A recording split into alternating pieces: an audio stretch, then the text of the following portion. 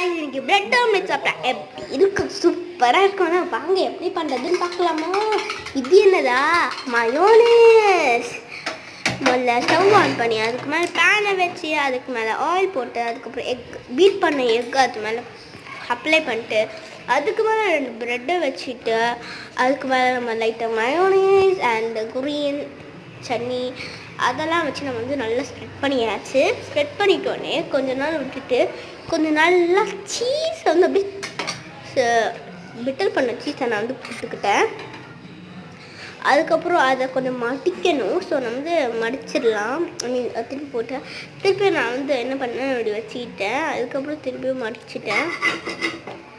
அதுக்கப்புறம் பிளேட்டில் பார்த்தா சூப்பராக இருந்துச்சு.